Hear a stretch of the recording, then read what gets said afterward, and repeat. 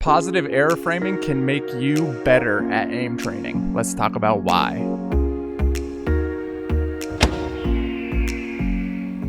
In this study, error framing effects on performance, cognitive, motivational, and affective pathways. Their goal was to look at how all these different parts of what makes you perform fit together and how it works with error framing.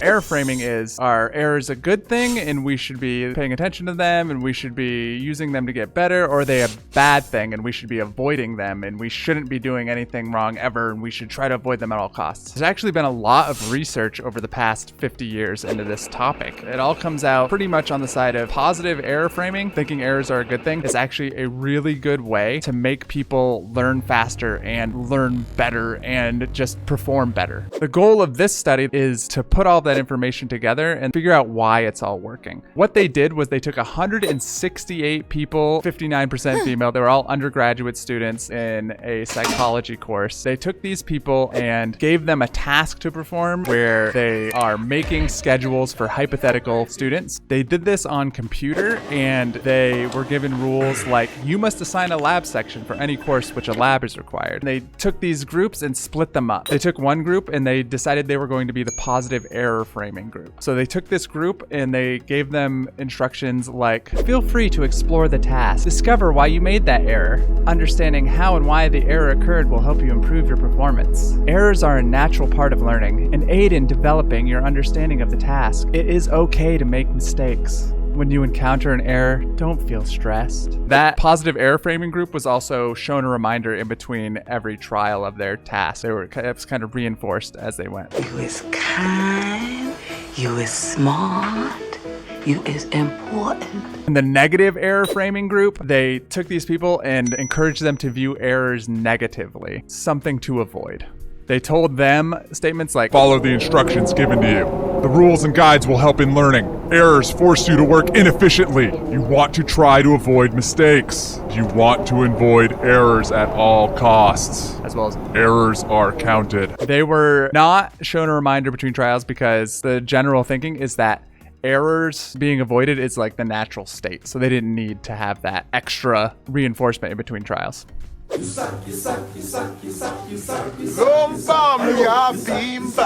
What they looked at were two different performance measures. They looked at number of errors and number of schedules created. They did that to look at the different quality and quantity measures. So they took these two groups and they had them do 3 10-minute training trials, and then they had them do some transfer trials. They told them to try to make as few errors as possible. Training wasn't counted, transfer was. The transfer trial was the same thing, but with a few more rules to make it a little more difficult. So they did some statistical analysis of what happened to the groups, and they found that the participants in the positive error framing condition reported greater learning from their errors compared to participants in the negative error framing condition. They also found that the positive error framing group had more metacognition, so thinking about what you're doing, thinking about how you're performing these things, metacognition, than the negative error framing group. They also found that the people in the positive error framing group thought they were better at the task, and they were able to control their emotions better because they thought they were better. Control your emotions. Discipline your mind.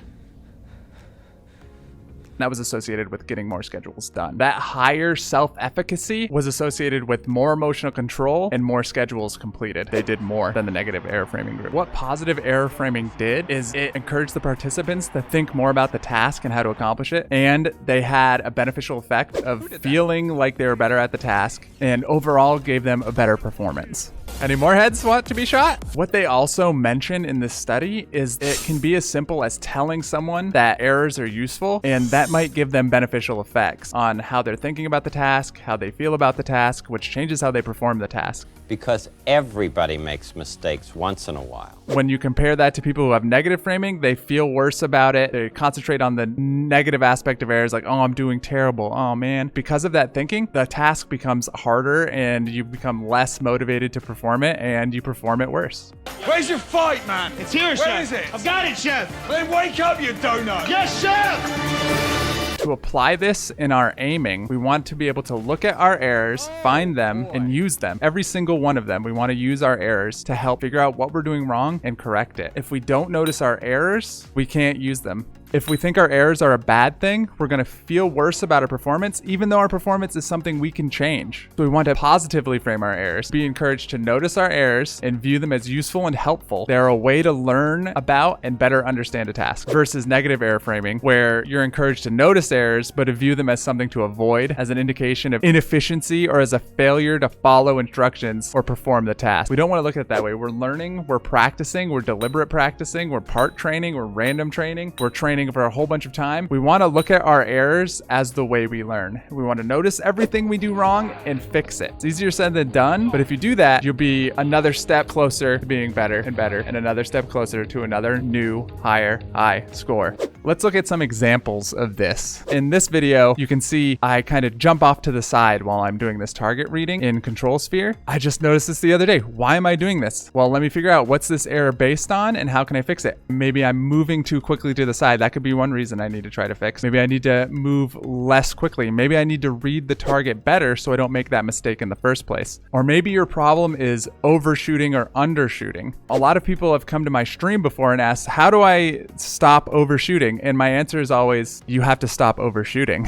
It sounds too simple when I say that, but in reality, the only way to stop something like overshooting is to stop overshooting. You have to pay attention to how you're moving, where you stop, and fix the parts of it that are causing you to overshoot. Hopefully this video helped you understand that positive error framing is much better than negative error framing and helped you get another step closer to having the perfect training regimen. I know that in our Discord, we're having a lot of people with really great things to say about the training that they've got so far and the improvement that they're making. Thank you for watching this video. If you liked what you saw, please like the button, hit the like button, do the subscribe button too, and leave a comment about what sort of errors you found in yourself after watching this video. That would be cool. Or what sort of errors you've noticed in the past. Maybe you already do this. Let me know in the comments. Thank you so much for watching. I will be back again soon with more videos about science stuff.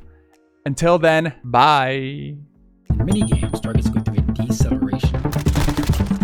Good risk posture isn't going to be exactly the same for each person.